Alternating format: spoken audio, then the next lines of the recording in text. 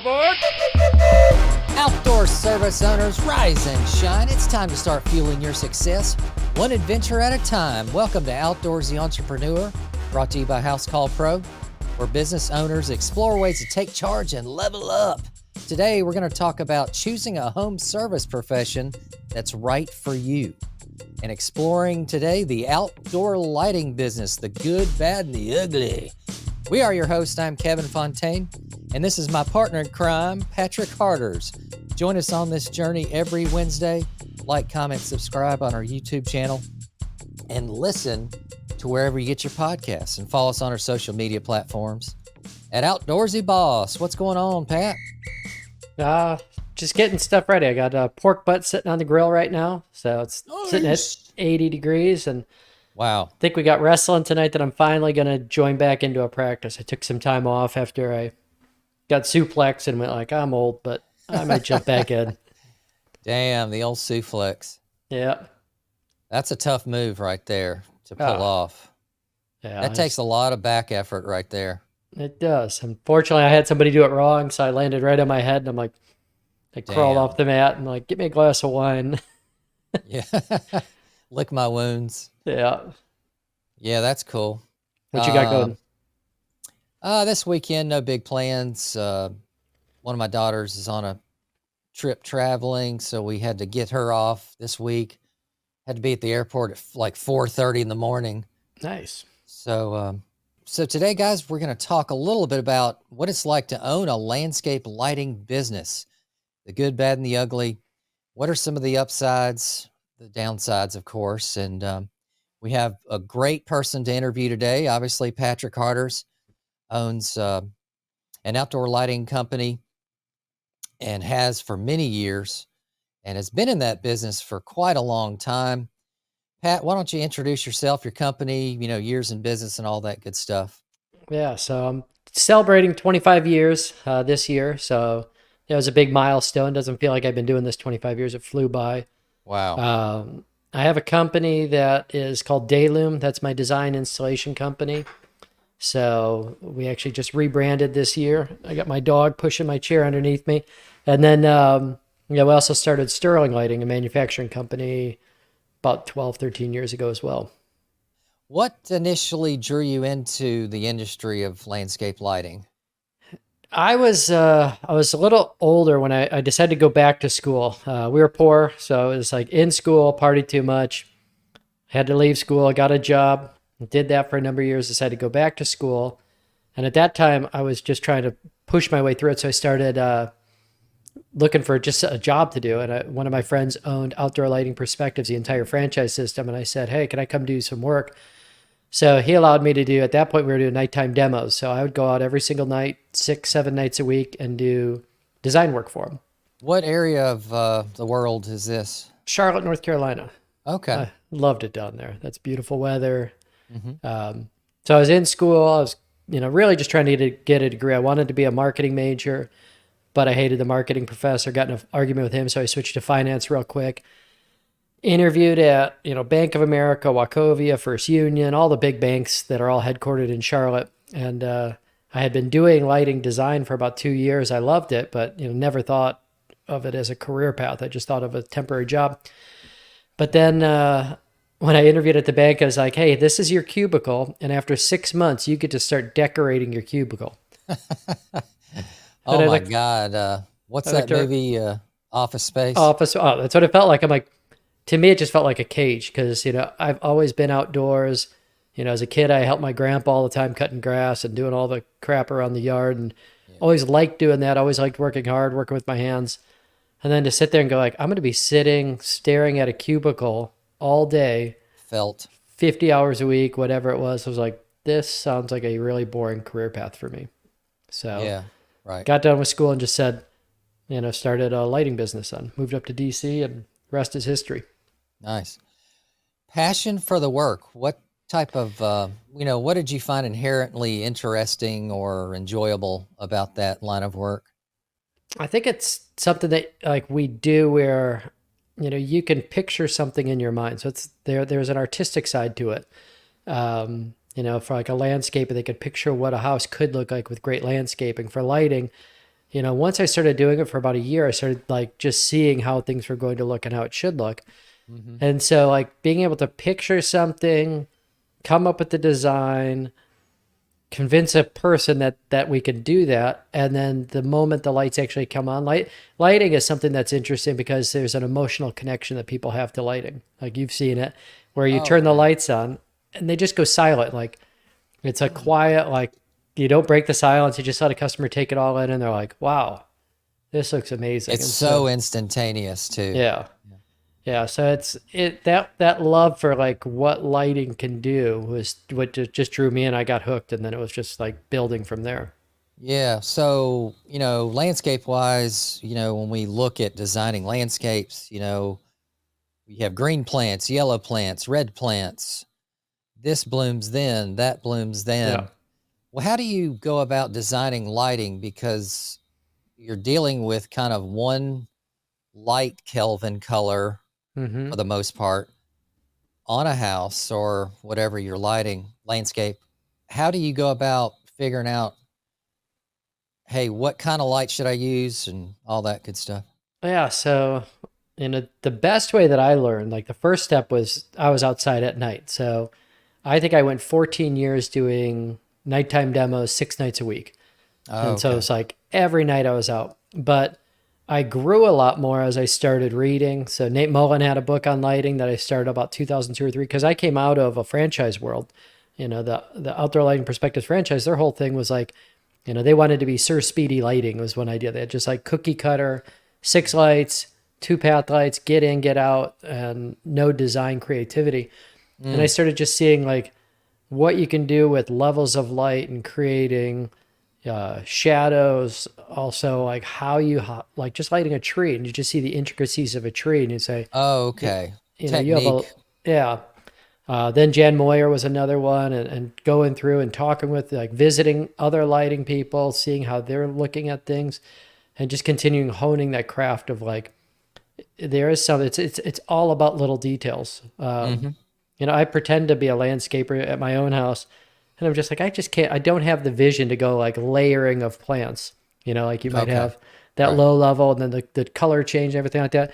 And lighting's the same thing where it's like working with really small things and that those little details that you're really bringing out, placement on the trunk of a tree and down lighting. And there's just so many different things you could do to really bring some details out that Yeah. most people can't see because they haven't studied it and Yeah. used it for So years. you had a lot of real world experience and a lot of demos at night, so Hmm. that time in Yeah. really gives you an advantage over someone that may not have done a lot of nighttime demos, not have tried this, tried that, because that's, Yeah. you're just perfecting your craft at that point. But yeah, one thing I noticed about lighting is like some people will deliberately put like an uplight up against a tree or something, Yeah. and they'll like aim it at the stalk. Yeah. Like it's like a foot away. So you see Yeah. this huge beam like wash out, like, Yeah. Real hot spot going up the trunk yeah, it's and not just looking at crazy. the tree in its entire. I mean, we started off, it was like, hey, throw a well light in front of every tree and that's lit. Um, and then the idea of like, really bringing out the entire structure of that tree.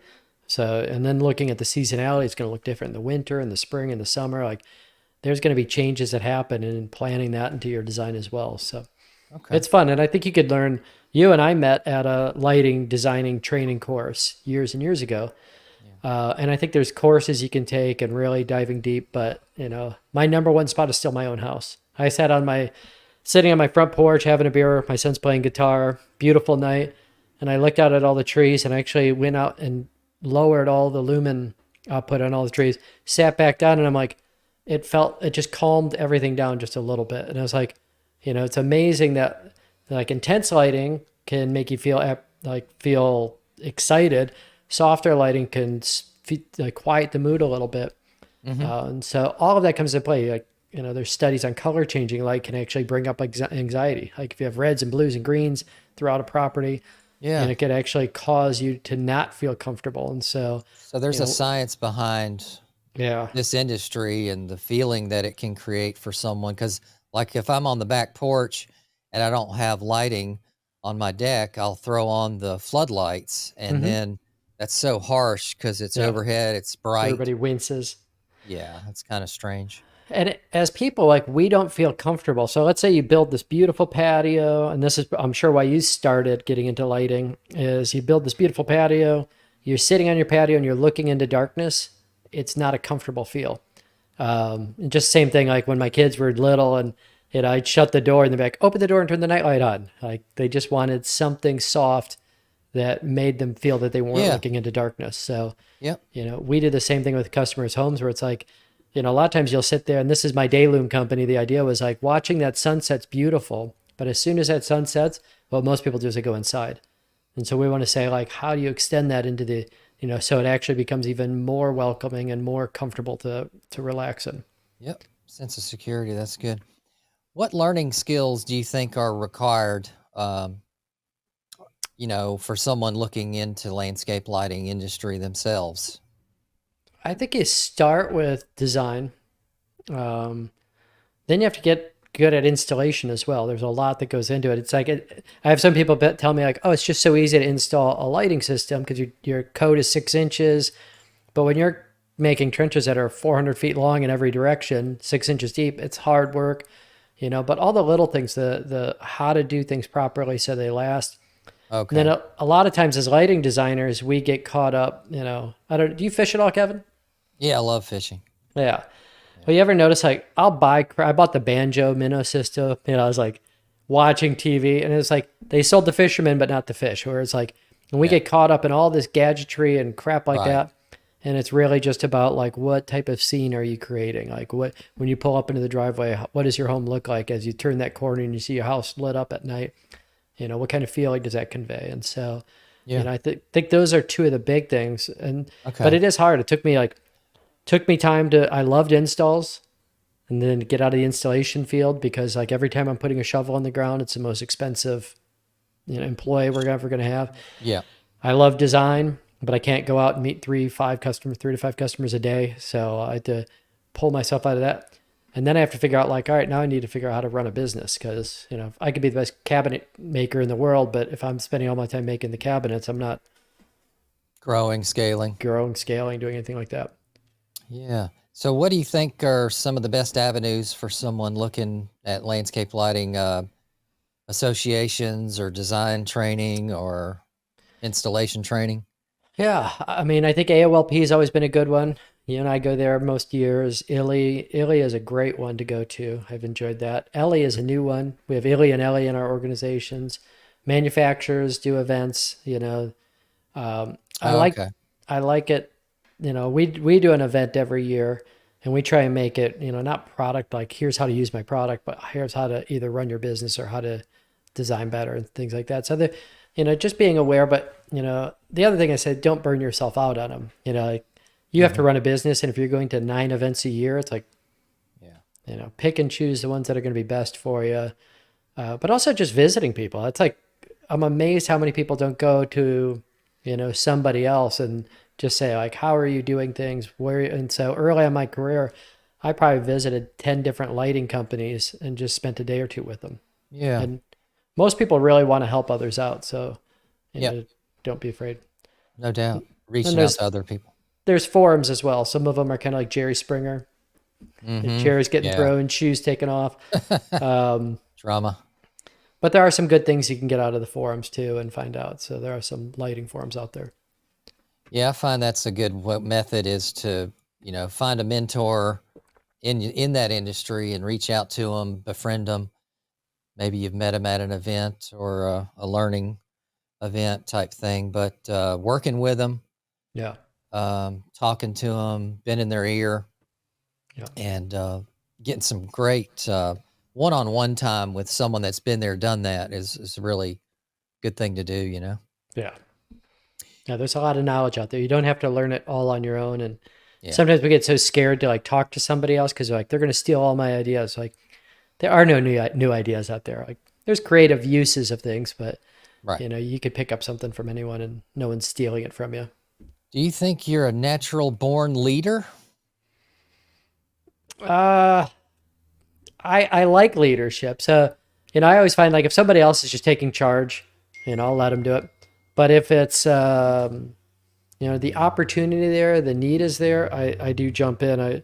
As a kid, I had a joke that I was not a joke, but I was like, I'd like to be president. Unfortunately, I'm not corrupt enough and not tall enough, but that's how I saw myself. So I always had, I'm very optimistic on like my own abilities. I think wrestling was huge on that.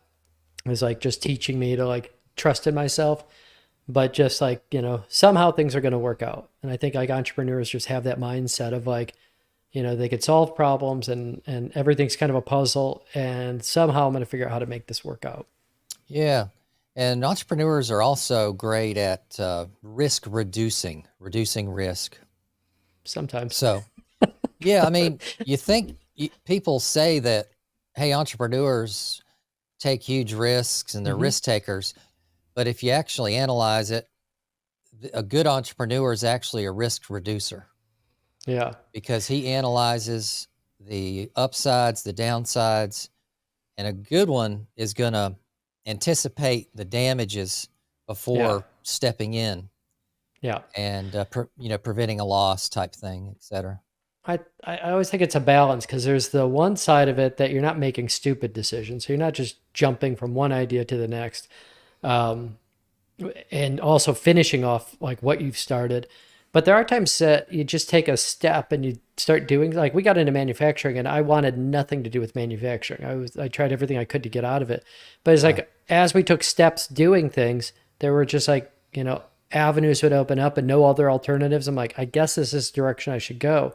So I think sometimes you do have to take that step of faith and just go like, well, I don't know what's going to happen here. And a lot of times like the biggest mistakes I made, it turned into a 180 into something that was really successful. So, right. Yeah. You have to take chances. You have to take, you got to play ball. You got to swing the bat to make the home run. Right. So that's a definite there. Yeah. And then, what do you think? Do you think you're a team player or do you like to work solo or what's your style there? I'm a team player. I had a hard time delegating. And I think we all have gone through that. If you've been around a while, like turning the reins over to someone else, because the idea is like, they're not going to do it as good as me. Okay. And they might not. But, when I had 12 different hats in the company and I'm flipping around, I'm only putting like 8% of my time into each bucket there. Each bucket. So having somebody that's 70% as good as me, but 100% devoted to it is going to outperform me by a lot. So, I love building the team up. I think one of the big goals we had is like, how do we build up people in our organization that actually are making money as well? So, at the beginning, it's just like, I need to make enough to support my family. Then after that, it's like, I've brought on these people that are dependent on me to make good decisions and grow the business so that they can make money. Yeah. How do you find work-life balance in the landscape lighting industry? At the beginning, I didn't. I mean, I always tell the story in 2008, it was like 11:30 at night. I'm on my fifth night of demos and fifth day of installs and driving home. DC sucks. I moved here and I'm like, I can't wait to get back to North Carolina. And then I met my wife and everything kind of anchored me in. Yeah. But I remember driving home going like, I can't live this life, and I remember one time I'm walking out of the door. My son's about 5 years old. He grabs my leg. He's like, don't go, Dad. I'm like, I got it. I got work. And so it was like trying to figure out how to do things. And it actually happened through growth. It was like, as we grew the business, there are times I just said like, I can't do this anymore. You need to. And so I just put it on to somebody else. And as the business grew, I got more free time. So now maybe twice a year, 3 times a year, I go out at night to do something. To me, it's not needed. As the business can grow, it actually can free you up. So a lot of people are like, they get stuck at like a level and they're like, I like where I'm at. I'm comfortable. But, it's making sure you have good, work balance and also, understanding we're aging. So what I did at 32 years old and trenching and drinking Mountain Dews and rolling 1,000 miles an hour, I got entrenched now and I'm like, I am tired. And so I had someone early on, it's like, your body's isn't going to like doing manual labor your whole life. It's going to break down. So no, for sure. That's right. I just said, all right, I need to work smarter and work in the business and on the business and, grow the business that way. So for as far as employees, you say you need employees to delegate to and free you up as an owner. What traits do you look for in potential employees? I think the biggest thing, number one would be like the quality of a person. They say like ultimately your company becomes a mirror image of yourself. So Mm. I try and be a good person. I want to hire people that are good people. That's like number one. Like you're honest. You don't cut corners. You kind of do the right thing. As if cameras are on you all the time. How would you act? That's how I want people. And then the second thing would be smart.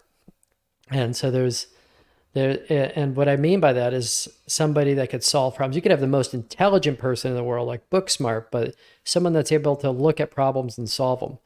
And that's like, I think the only way that I could free myself is to have, because that's like half the time when I'm out on jobs, it's solving the problem. It was the hardest problems that I was out there trying to, make something work that we hadn't done before.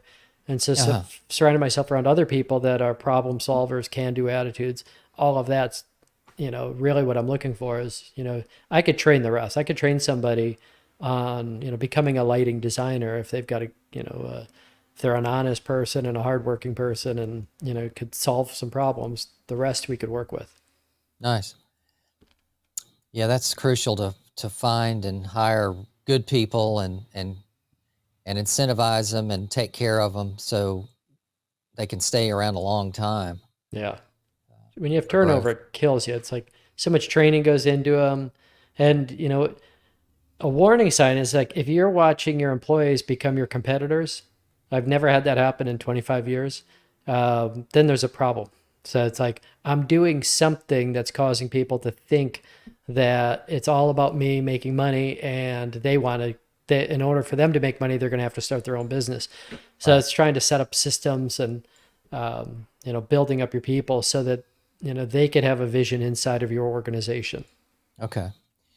Let's talk about KPIs. Hmm. Customer KPIs are key performance indicators for Yeah. businesses. If you're looking into landscape lighting or any other profession trade, you're going to have to look at certain KPIs if it's beneficial or not. One KPI is customer acquisition cost. Pat, what do you think? What's the price you pay to I bring think in we're a new around customer? probably around $400 a lead, which it used to be a lot less. And the last 18 months, I think it's been the hardest time we've ever had acquiring new customers. Um, so I think there's a number of things that go into that. Like when I saw my leads, we were averaging about 100 leads 2 years ago and dropped down to 49.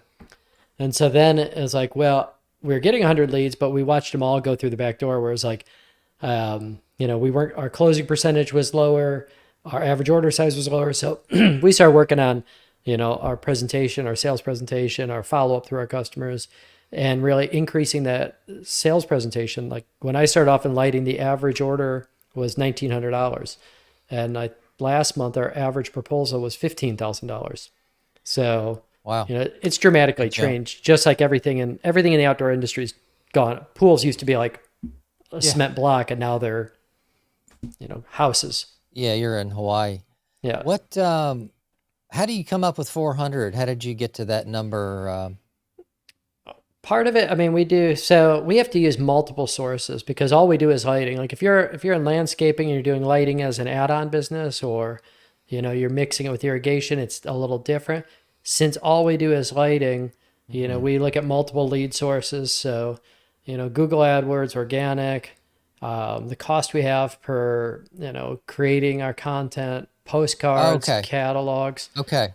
So Um, all you know, your cost of goods sold, as far as all the stuff you're using to advertise with, mhm, promotion with, SEO, brochures, whatever, yeah, you're tracking sales closing ratios. So if you yeah, spend 10 grand on a campaign for 2 months, how many customers, how many leads you are coming in for one, and then yeah, two, you may look at, okay, of those 100 leads that came in, how many did we close and what was the revenue yeah. that we received? So then you can do a true, like, all right, of these 10 people that we got, let's say we spent $400 each to Yeah. get them here.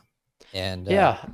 And I think you have to look at a number of things because it can get very complicated when you get into like, let's say you have something, you go in the home mag or something like that that's a little lower end, uh-huh. and you're And getting a then lot of leads from it, or Valpak or something like that. You get a lot of leads, but then a if you lot of start going through, calls. yeah, you get a lot of calls, so you have to mark like how many people called in to how many people actually, became an appointment, to how many appointments, did we actually, meet with the customer? What was our average proposal? How many of those closed? So if you're monitoring all that, you might find something, we've been shocked. Like yard signs was our number 3 advertising piece one year, and that cost me Wow. $500. Where high end magazines was really expensive one year, and it got us very few leads. So you're not only looking at number of calls, but like what did those calls turn into, and Hmm. also don't let that one job, like you did a home show and you got a $70,000 lighting project. So now I'm going to invest everything into home shows, but you only got 80,000 in total sales from it. And if that one person didn't come through, it would have been a disaster. So you kind of have to, keep an eye on everything. And, when Yeah. you have Okay. salespeople, you have to monitor them and their ups and downs and ebbs and flows and everything else. Okay. So you like to do a mix of advertising methods to attract new customers? Yeah, I say like when we started off, Tom Fennig and I would just go and print off, landscape lighting. We could light up your home on an 8.5 by 11 sheet of paper and stick it in the newspaper slot. And we'd put out 1,000 of them and get 10 phone calls.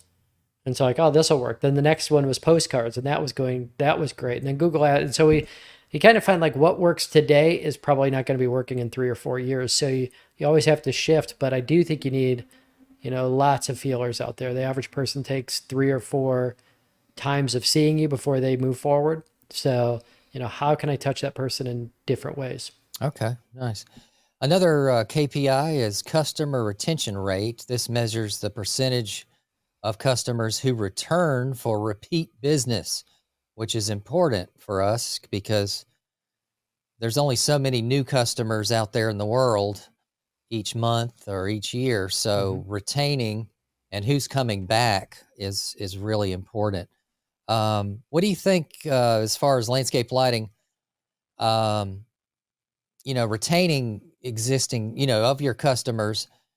What do you think is the possibility of them coming back to you for more business down the road?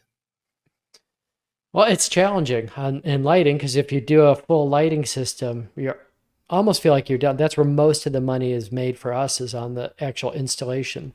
Okay. We do have service. If you're in lighting, you got to be doing service because you have 50 luminaires on a project. There's going to be something that cut wire or something happened.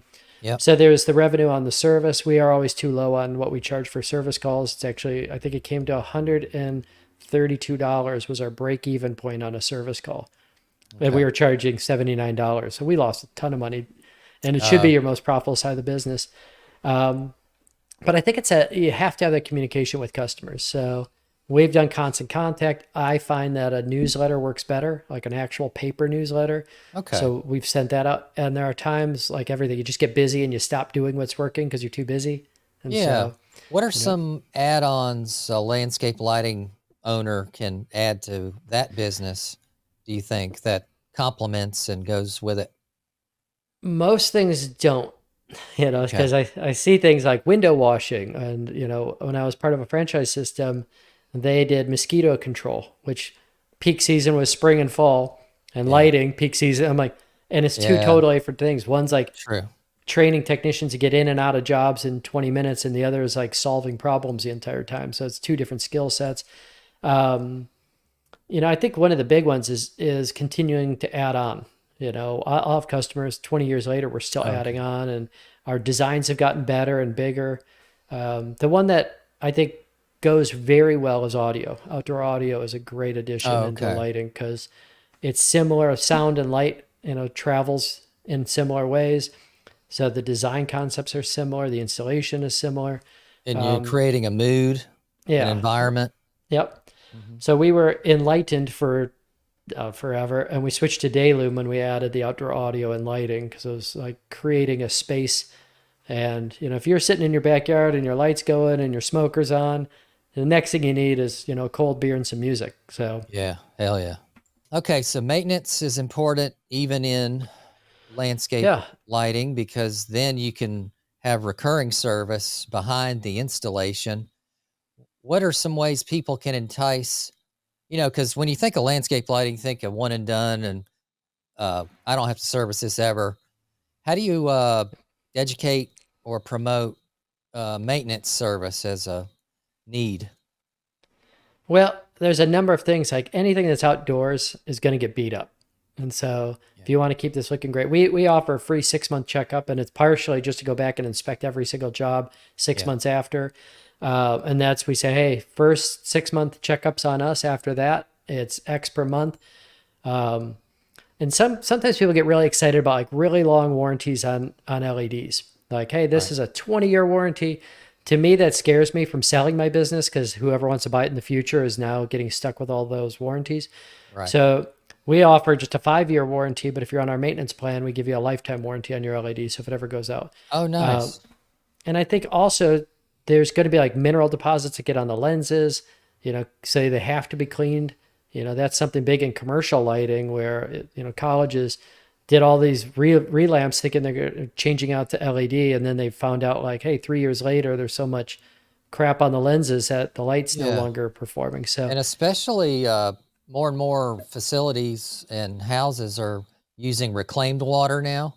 yep. Oh, So there's hard water deposits big time yeah. in that Yeah. water. So Yeah, and we coat over all our fixtures. So every year we not only polish them but put a coating on them so they look prettier longer. I want, my whole thing is like I want a system to be a 20-year system plus, and so you can't do that if you just let it sit outside. as a potential landscape lighting owner, what's some of the typical profit margins I could expect if I do lighting I as a think profession? You think? I think you really want to be around that 20% margin. Um, a lot, if you're adding it into your business, you could be a little more profitable, because what eats up profit, obviously marketing is one thing that eats up profit, but the other one is just your man hours. Right. And the non-billable man hours, because you need somebody answering the phones, you need to fix all of making sure everything runs smoothly, products they're ready to go for the guys when they're going. So you got to really manage that whole side of the business. So you're gunning for at least 20% net Yeah, that's profit. Okay. And then what do you think if someone's thinking about or wanting to even grow their own landscape lighting business? What do you think is the need for, what type of infrastructure do you think is needed? Facility, people, what do you think, trucks, what do you think that looks like? a truck. Just one truck? Yeah. I mean, I got started. I had my ugly red Dodge that the colors of the company I was with was yellow and green. So it was red, yellow. I mean, it was disgusting looking. And, I had a pickup truck. I picked up my guys in it. We drove around I did it on shoestring. At the next stage that I thought I really made it is I got a storage unit. So now we can keep our products and tools at a storage unit. Right. I think it's just being realistic. There's not a lot that's needed, but then as you get better and better and get people in and everything, that's where it grows. But at the beginning, you have a great time because your service is really low. I do think it's really important to pick out quality and good products so your service stays low. But at the beginning, you should go a year or two without having lots of service calls.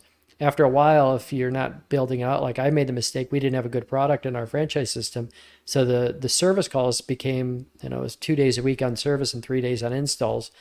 And so it was eating up 40% of my time. So we fixed all the problems that we were having. But getting started is a low barrier of entry, just like a lot of, I know a lot of guys who bought a pressure washer and got a truck and some postcards and they're ready to roll in pressure washing or in landscaping, it's a little bit of tools. So not a lot needed, but to get great at it, it's a lot of education. Okay. What are some pros for someone looking at starting landscape lighting? Well, I always offset, because in our industry, it's one of the sexy things in the green industry is lighting. It has such an impact. And there's a mentality that it's just like printing money, where it's just the easiest thing you could ever do to make so much money. So I always like I tell people like, hey, you're getting into any business. If it was that easy, there'd be 1,000 people doing it. And um, but I think there is a lot of if you're creative and you like being outside and you enjoy it, there's a lot of pros to it. It's a lot of fun. I think it's for me, it's where I found my passion is lighting. Yeah. But What are some cons in that line of work? customers, customers be a big one. Like, so it's like we want to give a Ritz-Carlton experience. That means that we charge a lot of money. Customers have high expectations. So, Okay. with lighting, it's, you can, a lot of people burn out in lighting because there's so much nighttime work. And so we've tried to limit that as much as possible. So you're not out, working 17-hour days every day. Okay. That would be one. And then there's a lot of competition and everything like that. So it's, setting yourself apart and creating Okay. that niche that we always talk about. Okay. Nice. Would you recommend this line of work to someone new? If so, why? I do. I work with a lot of people. Actually, I was just talking to a lady yesterday in St. Louis, and she's brand new. Somehow she told me she sold three $50,000 jobs in her first 3 months of working. Wow. Which was like, that's impressive. That's Um, nice. so yeah, I think there's a lot of, it's a great industry. I like the people in the industry. Tends to have a lot of egos. Everybody is an artist and a designer, and so a lot of egos. But that goes with a lot of things. But there are a lot of people that really want to help out and see. They want to see this industry elevated. And I hearken it back when we took that LA course. We had the landscape architect came in, and he said like in the 50s, when landscape architects came out, everybody's like, "What do you mean you're an architect with rocks and trees?" And like nobody got it. It's just a bunch of rednecks doing it.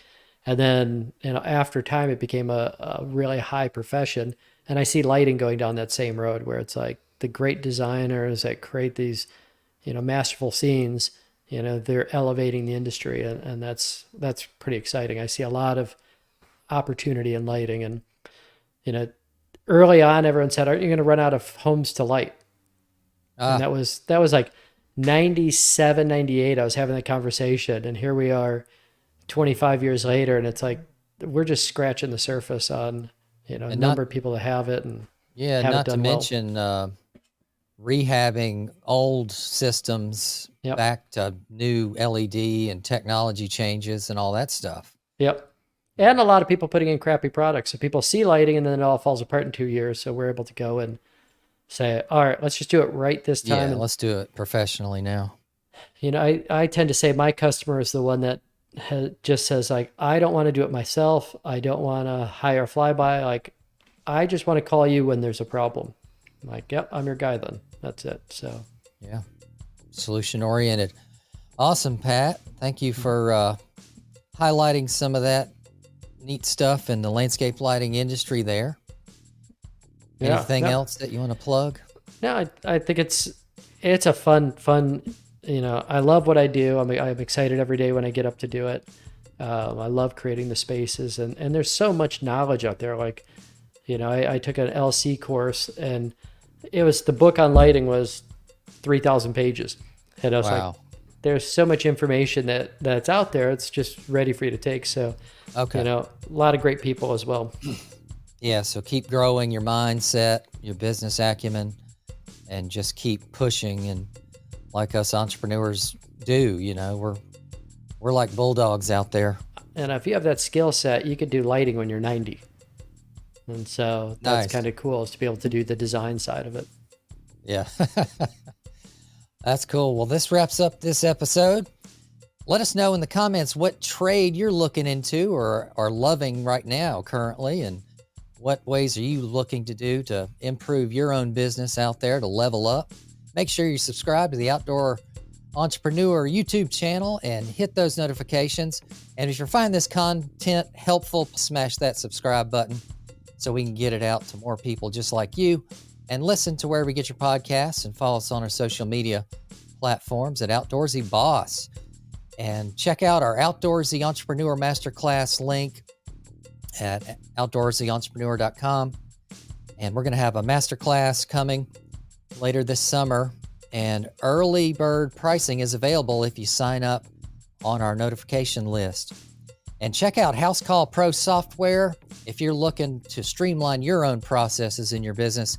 It's an excellent field service software that does so many things, and outdoorsy viewers get a really nice 14-day trial plus 50% off their first 2 months. We'll see you guys in the next episode. All aboard!